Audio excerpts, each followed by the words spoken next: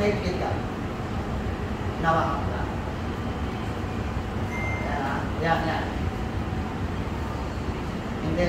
Ito.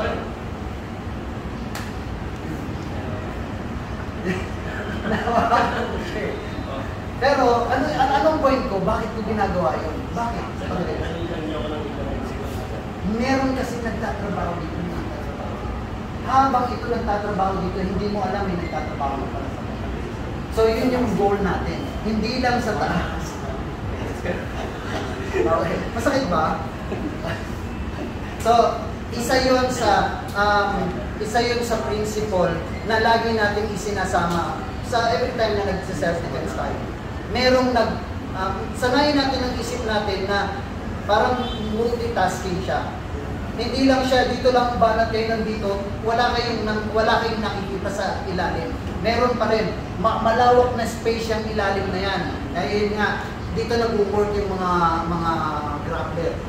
Inaatake nila yung ilalim kasi ang ilalim ay pundasyon. Diba? Kahit na anong gawin mo dito, matibay yung pundasyon mo. Kaya ang most common pagka FMA or lalo na yung mga may edad na hindi na sumisipa ng mga. Kasi dalawa pundasyon mo, itinaas mo isa na lang natin. Itinaas mo pa ng mataas.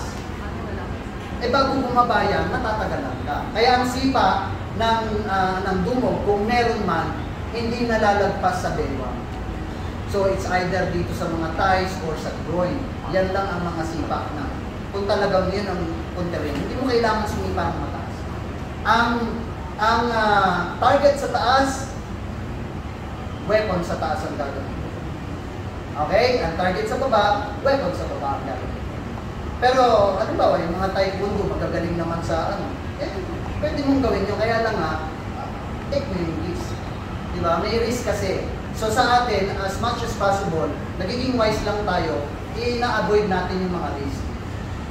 Binabawasan natin.